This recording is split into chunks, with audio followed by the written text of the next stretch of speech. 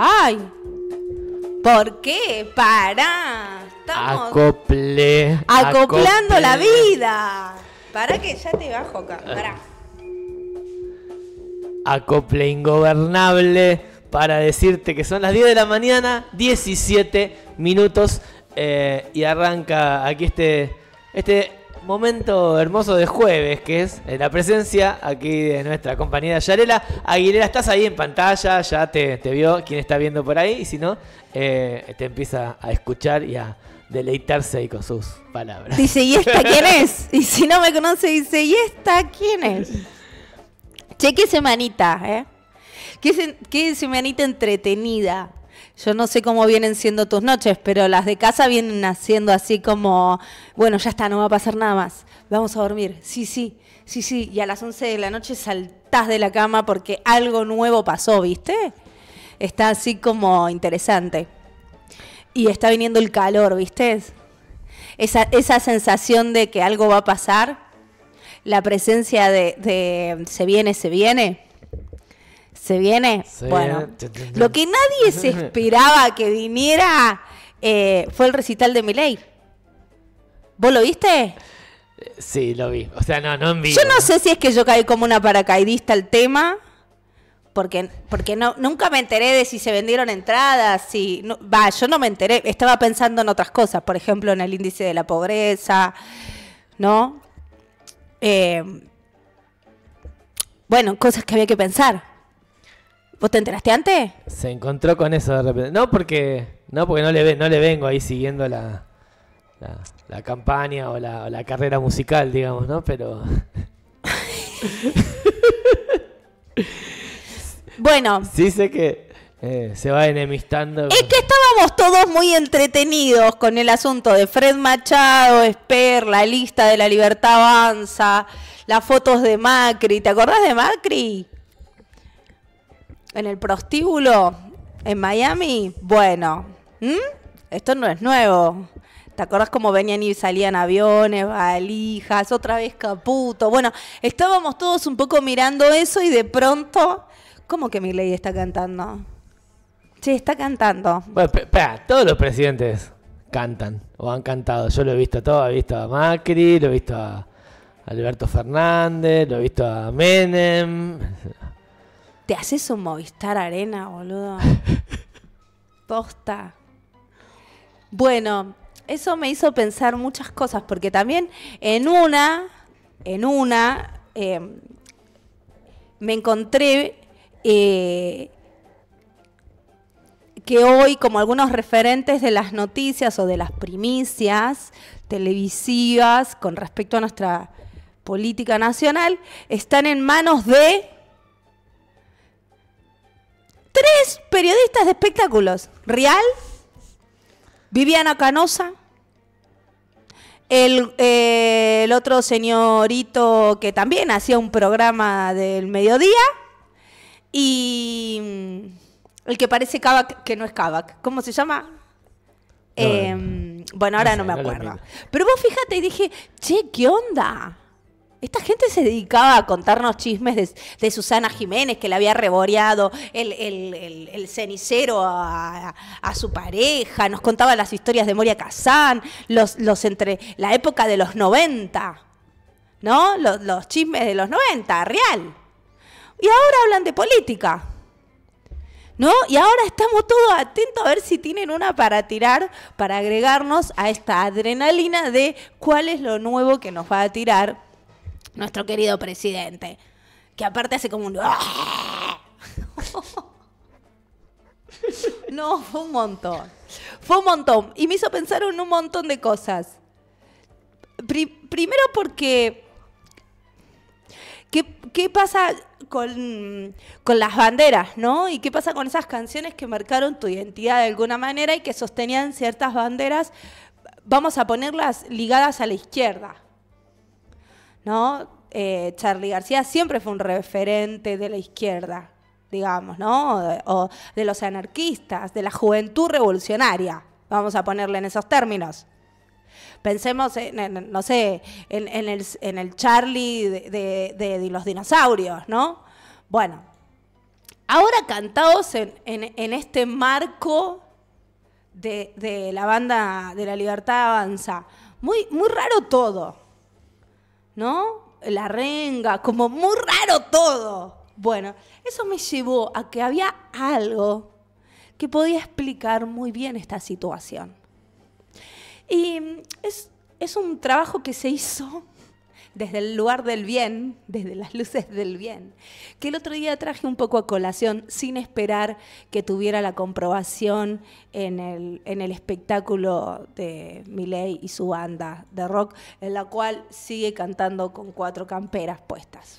Bueno, está más jodido que yo con la menopausia. Bueno, ahora, ¿qué es interesante de esto para pensar, para tomarlo y poder como escarbar qué es lo que está oculto en esto que se muestra?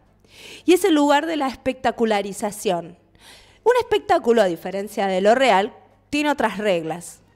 Poder espectacularizar la realidad implica que yo puedo correrme de las reglas de lo real. Porque en términos de lo que es ficción y lo que es teatro, ¿no? Lo que es ficción, lo que es teatro y lo que es verdad, verdad no, vamos a hablar de lo real, porque la verdad es una construcción. En términos de lo real, nosotros vamos a tener claras divisiones de nuestros actos y de las consecuencias de nuestros actos. Si yo en la ficción te digo, Pablo, andate a la mierda, y seguramente no va a pasar nada, porque es en términos de la ficción. Vos me contestarás algo que tiene que ver con seguir realizando una propuesta estética, ¿no? En función de una ficción. Y construiremos ahí una discusión banal o hasta divertida, o hasta profunda, seria y simbólica acerca de las discusiones de poder. Ahora, si yo te lo digo en la vida real, y te vas a recalentar y probablemente no nos volvamos a hablar, y yo pasaré y te miraré con ojos chinos, y habrá un montón de consecuencias al respecto.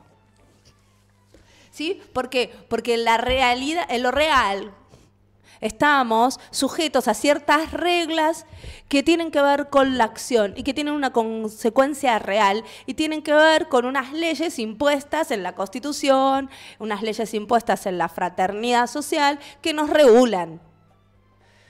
En la ficción yo puedo ir y lanzarte una flecha, ¿no? Y clavártela a la frente y no pasa nada, en ficción. Ahora, en la vida real voy presa, ¿no? Y trae un montón de dolor mi acción en cuerpos reales. Cuando nosotros vemos la espectacularización de la vida y la espectacularización de la pobreza, la espectacularización del crimen de mujeres, cuando vemos la espectacularización de la política pública, lo que estamos quitando es ese lugar de la ley que nos regula, que nos encuentra y nos permite la convivencia. Entonces todo es posible, ¿no? Es posible repetir sin fin el video de la niña de 15 años, ¿no? Donde vos ves claramente un trasfondo de pobreza, ¿no? Y lo podés pasar siendo menor, 3 de la tarde, 4 de la tarde, 7, ningún resguardo. También podés subirte a un río de un micro y te llevan a pasear por la isla Maciel, uno de los barrios más vulnerables, más dolosos que he visto en mi vida. Lo que yo he visto ahí no lo he visto, pero ni en las películas más grotescas del mundo. Pero es parte de la espectacularización, ¿no? Entonces viene un montón de gente a estudiar la pobreza, a hablar de la pobreza, a escribir sobre la pobreza, y la pobreza empieza a ser como un objeto de estudio. Pareciera ser que no tiene cuerpo, pareciera ser que esa persona no es real, viene a ser como una especie de holograma que toco. Entonces en esta espectacularización de la vida de lo político aparecen, claro, los personajes acordes. Porque en la espectacularización lo que queremos es entretenernos. No vamos a cambiar en lo real, porque estamos enmarcados en el mundo de la ficción, en el mundo de lo simbólico. Y lo que yo quiero del mundo de lo simbólico es el entretenimiento. Entonces aparecen los personajes del entretenimiento. Aparece Rial, aparece Viviana Canosa, todos opinando, aparece el Abreu, ¿no? y los TikTok de microminutos que explican, pero nadie explica lo que está pasando. Nadie trae al alcance de la mano lo que significa que sigamos dando vuelta con el financiamiento del Garrahan, ¿no? O qué está pasando con la base que estamos teniendo militar. ¿Qué pasó con la Antártida? ¿Qué está pasando con nuestras aguas? En realidad pareciera ser que eso no pasa, ¿viste? Que estén sembrando la papa porque es más fácil, más rentable que retirarla. Es como loco, ¿no? Porque en realidad pareciera ser que todo eso no pasa. Que los jubilados son un número, ¿no? Es lo que ganan, es la marcha de los miércoles transmitida a través del televisor. Entonces, esta espectacularización transgrede las reglas, transgrede el dolor y nos pone la realidad en un primer plano muy plano. Muy plano. ¿No? Donde no podemos ver más allá. Nos queda solamente una imagen plana. No hay 3D, no hay contexto. Y nos vuelve consumidores de un entretenimiento, no sujetos políticos. Hay dos materiales re interesantes para pensar esto. Uno, que era el que había estado chusmeando hace un tiempo ya, que fue el que hablé un poco el otro día de la liminalidad del arte en términos de lo político, porque estos materiales que yo tengo se hicieron para pensar las prácticas desde el lugar del bien, de la transgresión de lo político y el arte, ¿no? Bueno, ahora exactamente lo mismo está pensando, pero del lado del mal. Están utilizando las prácticas de la teatralización, de las vistas, de los likes, del show, para hacer política. Porque en realidad no importa lo que piensa Milei, no importa cuál es el proyecto político de Milei, importa cuántas vistas tiene. Importa qué tan espectacular, cuál es la última bomba que va a tirar, para que aplaudamos, como aplaudíamos a nuestros referentes del rock. Bien, hay algo re interesante que va a decir un autor que se llama... Soy muy mala con los idiomas, pero voy a ser lo más precisa posible. Georges Valadier, estoy segura que así no se dice, pero carezco de capacidad para nombrarlo bien. Georges Valadier, sí, hizo un estudio que se llama De la representación del poder al poder de la representación. Es un libro del 99, es un librazo. Y hay una teórica, una investigadora que se llama Ileana Diegues, que va a ser todo un camino re interesante para pensar esta estrategia de lo liminal, tanto en términos de la política como en términos del arte, ¿no? Ese lugar, ese convivio en donde arte y política, verdad y ficción se entremezclan. Y que tienen objetivos específicos, porque nosotros desde el arte lo que queremos es generar una carnavalización de lo real para cambiar el orden de los sentidos y así generar otra realidad, digamos, en términos estéticos. Yo quiero transformar este espacio de la plaza en una hoguera y mostrar lo que están pasando, cómo nos queman como cuando éramos brujas. Y yo ahí quiero revertir este orden, quiero que deje de ser la Plaza de las Rosas para que se transforme en este espacio escénico, para que a partir de este espacio escénico simbólico aparezca el flechazo de la metáfora que te hace comprender. Y la metáfora se vuelve esta metáfora epistemológica, este flechazo de realidad donde decís, ahora entendí. Esto están queriendo decir. Bien, el poder político está haciendo exactamente lo mismo, pero su objetivo no tiene que ver con revertir. El objetivo tiene que ver con adherir más, con volverse un ídolo. Lali finalmente va a tener razón, lo único que quería hacer Milei es ser Lali. Entonces, acá hay algo re interesante que que nos abre acá Balandier, dice, observando el crecimiento de la teatrocracia en los últimos años y denunciando la trinidad de la actualidad, que son la información, la comunicación y la técnica, que suplantan la trascendencia, lo sagrado y la historia. Fíjense que pensar en términos de lo sagrado, la trascendencia y la historia implica ante todo un posicionamiento ético en términos del futuro, que no así la información, la comunicación y la técnica. ¿Se acuerdan cuando nos generaba cierto ruido Durán Barba y los globos amarillos, y eso de que se dejaron de nombrar los apellidos y todos eran Mauri, Titi, Teti, Chuchu, ¿no? Y nos parecía que había algo ahí de la espectacularización? Bueno, acá estamos en el sumum de la locura de la espectacularización con Lilia Lemoine y continuados, ¿no?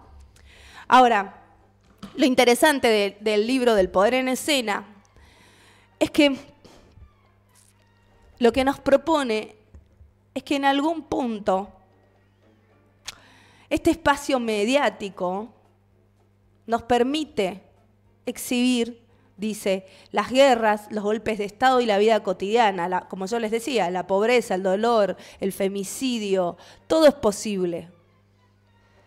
Hablar de, no, porque este defiende al narco, porque este, ¿no? Y en el medio 3 pibas que pareciera ser que no tienen cuerpo, que son un personaje de ficción, pero sí hay cuerpo. Y hay un cuerpo que buscó un montón de laburo, se hizo un montón de cosas, porque las pibas tuvieron una manta en las ferias populares del conurbano, porque las pibas trabajaron en kioscos, porque las pibas hicieron un montón de cosas para tratar de ganarse la vida antes de elegir la prostitución, que vamos a pensarlo en términos de elegir entre muchas comillas, ¿no? Porque ¿quién es capaz de elegir en la pobreza? ¿No? Bien. Entonces dice acá Balandier que todo es posible de exhibirse, si total es un espacio mediático, ¿no? Y uno de sus rasgos es la dramatización. Y ahora quiero que pienses en nuestro querido presidente. Bueno, la dramatización. Pienses en, ¿te acordás de Petri vestido todo de Rambo? ¿No? Y Patricia Bullrich. Ese show, ese acto de película norteamericana de los 90, ¿no? Como acá hay algo que suena a cartón. Bien. Dice, uno de sus rasgos es la dramatización, que ahora ocupa el lugar de la prensa, la literatura o hasta el teatro popular. De Shakespeare a la pantalla, de los griegos a la web, de los bufones al gran angular, Balandier examina críticamente el desplazamiento de los mecanismos originados por el teatro y su subsistencia en el presente a través de las prácticas políticas. Lo difícil de estas prácticas de la política es que develan mecanismos en donde ya no somos sujetos políticos, somos meros espectadores. Y como tal, no esperamos que haya políticas que reviertan el orden de lo real. Esperamos más entretenimientos, más bombas de humo que nos entretengan y quedarnos ahí, ¿no? Pegados a la tele, al TikTok, a la última noticia, a si apareció Adorni más mandibulero, menos mandibulero, ¿no? Y ahí nos quedamos, pegados. Y mientras tanto, en otra línea de tiempo, la vida real, que nadie filma,